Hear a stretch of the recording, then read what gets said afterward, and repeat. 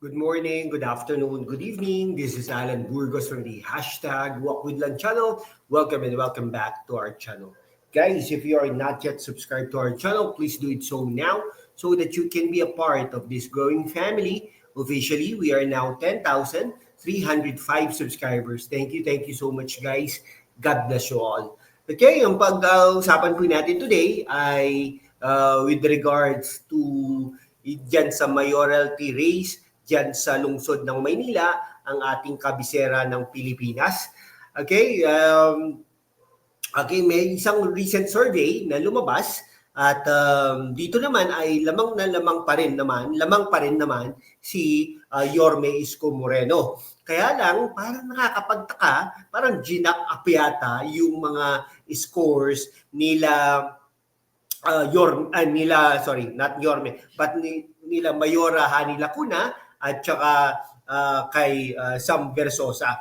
Dito, hindi naman lingid sa ating kaalaman, lahat ng mga surveys na lumalabas for the past few months ay lamang naman si Yorme Isko Moreno at yan din ang ating nararamdaman pag umiikot tayo dyan sa lungsod ng Maynila. Yan po ang katotohanan. Tinatanong din natin ang ating mga kamag-anak, ang mga kaibigan, ang mga dating katrabaho dyan sa lungsod ng Maynila. At pag umiikot-ikot tayo sa mga tindahan, sa mga palengke, at dyan sa mga lansangan, ay pinagtatanong natin kung Yorme Isko Moreno ba o Mayora Hani Lacuna. No? Dito sa mga informal surveys natin ay lumalabas na lamang si Yorme Isko Moreno at minsan pa nga nakakalamang pa nga si Sam Versosa kay Mayora Hani Lacuna. Mga ganong bagay po, no? Siguro mga natanong na natin diyan, mga libo na po, no, sa pag-iikot natin diyan sa lungsod ng Maynila. Kaya nga naman nagtataka tayo dito, bakit po ganoon ang scores? In spite of, pero lamang pa rin naman si Yorme Isko Moreno. Okay? Yan, inilabas na ng isang survey. Itong survey po na ito ay isang HKPH, Hong Kong Philippines Public Opinion and Research Center. Ngayon ko lang po talaga ito narinig, itong research firm na ito, kung meron man.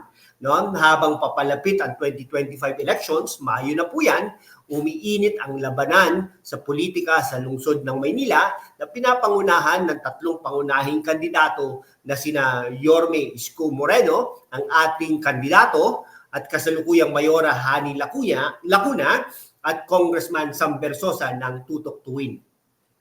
Batay sa inilabas ng HKPH o Hong Kong Philippines Public Opinion and Research Center kasama ang Hong Kong-based Asia Research Center, ang pinakabagong resulta ng kanilang independent and non-commissioned survey. Hindi po natin alam, hindi po to independent daw at non-commissioned. Wala po nag-commission sa kanila. Nangunguna si dating Mayor Yorme Isko Moreno na may 46% voter preference. Ito po yung sinasabi natin, no?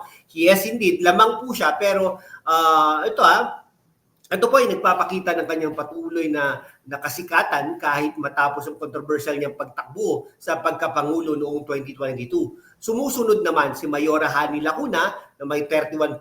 Ito po sinasabi ko, no. Parang hindi po ako makapaniwala na 15% lang ang lamang ni Yorme Isko Moreno kay Mayora Hani Lacuna. Tapos may mga formal surveys na in the past at saka mga informal surveys natin, talagang kitang-kita mo na sobrang lamang ni Yorme Isko Moreno at ito ay parang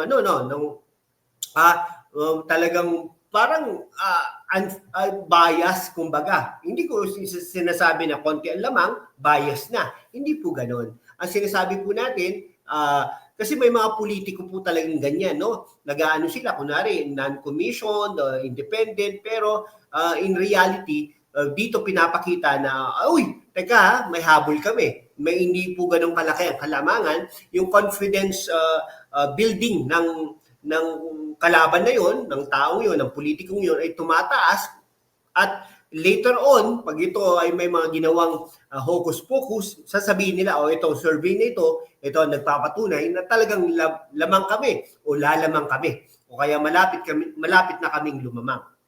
Pwede pong i-twist ng ganito no? Sa patuloy na paglakas ng kanyang kampanya, tiwala ang kanyang kampo na maaari pang humabol sa resulta. No? Nakuha nyo? Ito po yun yung twist doon. No? Ito, ay, konti lang pala. Pwede pala. So pwede pang humabol sa resulta. Ayun, sinasabi ko nga po sa inyo, itong HKPH na to ay ngayon lang natin narinig. No? Matagal na po tayo nag-a-analyze ng politika, mga resulta ng survey. Ngayon ko lang po ito narinig. Sa totoo lang po. No? Ito samantala si Congressman Sam Versosa naman, baguhan sa politika ng Maynila ay nakakuha ng 15% voter preference. Tingnan mo, 15%. Baka nga, ewan ko kilala siya sa makabago niyang kampanya at malakas na koneksyon sa mga kabataang botante. Ewan po. Ayon sa survey, 8% ng mga respondents ang nanatiling undecided na nagbibigay diin sa pagiging hindi tiyak ng resulta ng eleksyon. Tignan nyo mga kaibigan ko, mga kababayan ko. Sinasabi natin na tapos na. No? Ito pa pala, hindi pa pala tapos dahil wag po tayo magkampante dahil maaaring may gawin ang kalaban para sa ating kandidato na si Yorme Isko Moreno. Kaya nga naman, tayo ay magkaisa. No? Ito hamon ko rin sa inyo na i-like and i-subscribe ang ating channel upang patuloy tayong ma-motivate at ma-inspire na gawan ng mga commentaries ang ating kandidato. Totoo po yun, sa totoo lang po, no? I-share nyo po, i-subscribe nyo po para naman ang ating kandidato dyan sa lungsod ng Maynila ay talagang tuloy-tuloy na ang pag-angat at sobrang tambakan na, no? Super majority na ng lungsod ng Maynila ang mga susuporta at boboto para sa kanya. Dahil ito, may mga ganito po palang ganitong sistema. Hindi po ba? Ayon kay Steven Su, Program Director ng HKPH ARC, na ngayon lang po natin narinig, mahalaga ang papel ng mga undecided voters. Wala pang kandidato nakakuha ng mayorya, kaya napakahalaga ng desisyon ng mga undecided voters sa magiging resulta nito. No? Ito ang sinasabi natin. Nakakatakot po ito, yung mga ganito. No? Tapos meron pang sinasabing plus minus 2% na error, margin of error. Ibig sabihin, ang ano po ni kung 46%, pwede pa maging 44%. At saka kung si 31%, pwede pang maging 33%. Kung makuha ni Mayora Hani Lacuna yung undecided, no? Di umano ay 36% magiging ay 31%, 33% magiging 41%, no? So ibig sabihin, pwedeng humabol pa. Ano ko Pwede pang humabol, kumbaga. Yan, nagbibigay ng malinaw na larawan ng damdamin ng botante habang papalapit ang mahalagang electoral milestone ng lungsod.